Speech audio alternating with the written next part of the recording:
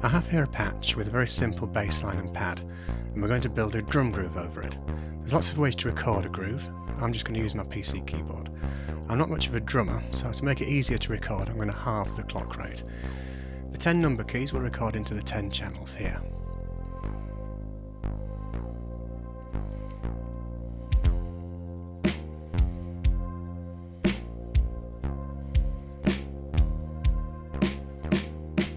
Okay, that's good.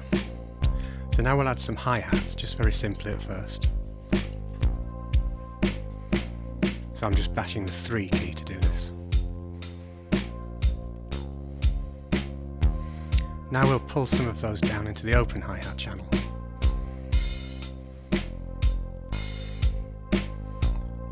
I want to make some of these hi-hat notes into quick little 16th grace notes, so I'll change the quantization. Then I can move the notes into 16th positions and make them quieter.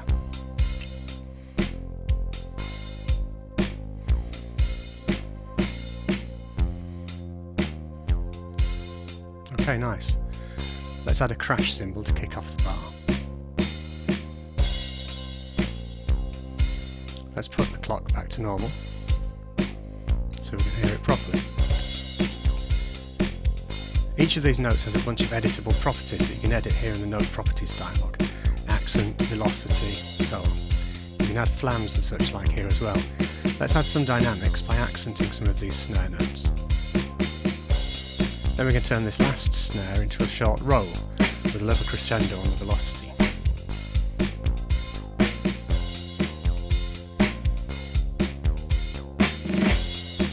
So there's our groove. You can have up to 25 different named phrases in here, selectable here or by the CV input. Now let's look at some of the modulation that's available in the drum module. I'm going to turn down everything but the snare.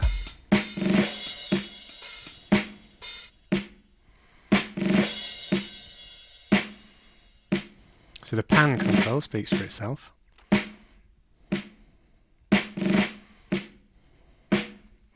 Distance is how far away from the instrument the virtual microphone is, from very close up to further out into the room. Here you get a very close dry sound, and then as you move outwards you get more stereo spread and more ambience from the room. The tuning control tunes the pitch of the note up or down, so you can fine-tune the instrument for the exact pitch that suits. Or, if I bring the kick back in, you can find a completely different sound by changing the tuning.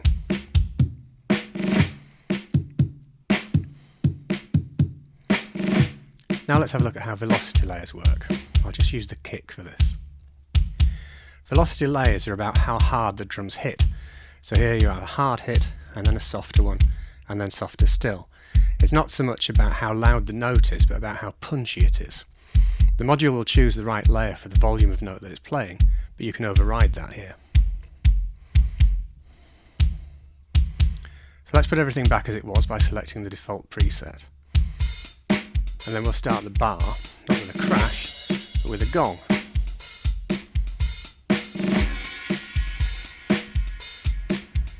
Sometimes changing the tuning gives you a whole new instrument.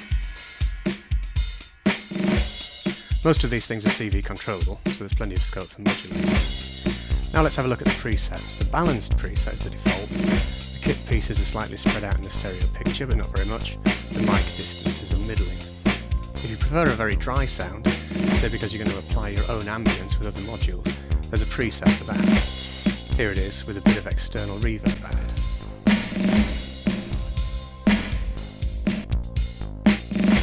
Or, if you want maximum room ambience, use the big room preset.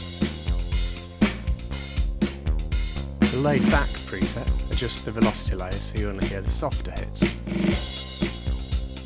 And full on does the opposite, setting everything to punchy high velocity hits and switching in the most noisy instruments. Randomize, that does what it says.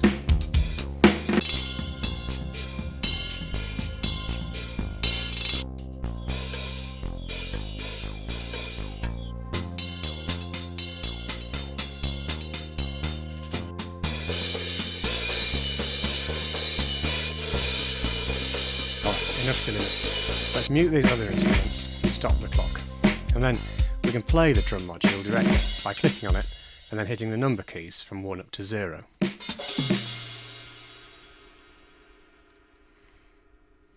Let's have a look at the other instruments that are available. We have 2 crash cymbals, a higher one and a lower one. We have a ride cymbal, which you can play on the bow or on the bell. Then we have toms. And I mentioned earlier how tuning can give you a whole new instrument. How about tuning these right down, turning them into timpanis?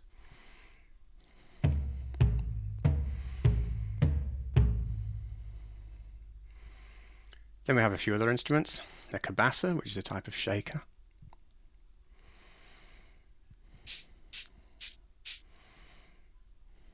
If your music needs more cowbell, then we have that.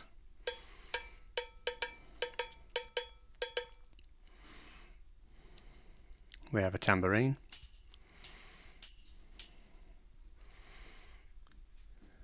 And we have some percussion sound effects.